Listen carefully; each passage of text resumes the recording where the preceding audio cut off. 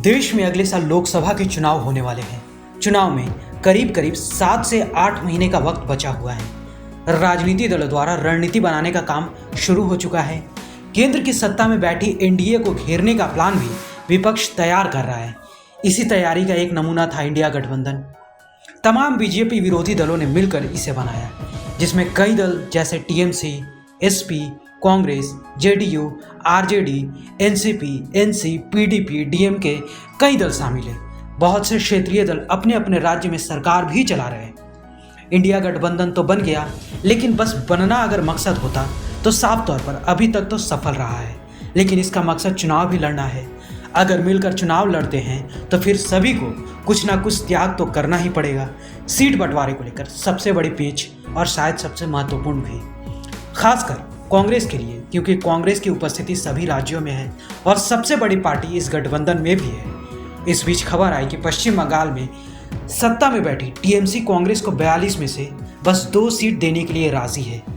तृणमूल कांग्रेस के सांसद डॉक्टर शांतनु सेन ने इसकी स्पष्टता करते हुए कहा कि इंडिया गठबंधन के तहत पश्चिम बंगाल में कांग्रेस को अधिकतम 2 सीटें दी जा सकती है। हम पश्चिम बंगाल में कांग्रेसियों को कुछ दे रहे हैं, वो पर्याप्त से अधिक हैं।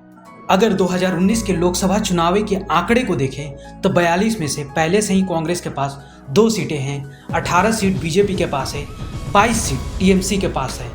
अब कांग्रेस कैसे इस प्रकार के प्रस्ताव को स्वीकार करती है, ये देखने वाली बात होगी।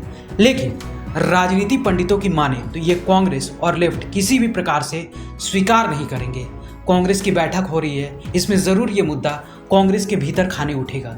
चूंकि कांग्रेस और लेफ्ट में पश्चिम बंगाल में गठबंधन है, तो ये भी देखने वाली बात होगी कि इन 2 सीटों में दोनों पार्टियां आपस में कैसे बंटवारा करती है। खासकर लेफ्ट पार्टी, जिन्होंने 34 सालों तक पश्चिम बंगाल में शासन किया था। और वैसे भी सूत्र बताते हैं कि टीएमसी ने पहले ही कांग्रेस को अल्टीमेटम दे दिया है कि या तो वे बंगाल में हमको चुने या फिर लेफ्ट को। लेफ्ट पार्टी के कैडर भी बंगाल में किसी भी तरह से समझौता करने के मूड में नजर नहीं आ रहे हैं।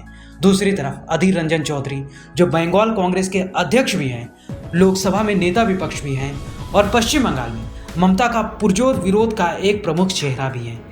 दूसरी तरफ सोनिया गांधी और राहुल गांधी से मुख्यमंत्री ममता बनर्जी के सौहार्दपूर्ण रिश्ते रहे हैं। अब कांग्रेस त्याग करके विपक्षी एकता को बचा लेती है, छत्रपों के आगे झुक जाती है, या फिर अपनी ज़मीन को बचाने के लिए अड़ी रहती है, ये देखने वाली बात होगी। क्योंकि कांग्रेस अगर एक राज्य में झुकती है तो कई राज्यों में क्षत्रप मुंह बाए खड़े हैं। यूपी, तमिलनाडु, दिल्ली, केरल सहित कई ऐसे राज्य हैं जहां पर क्षत्रप मजबूत है और कांग्रेस कमजोर है। ब्यूरो रिपोर्ट, सूत्रकार समाचार।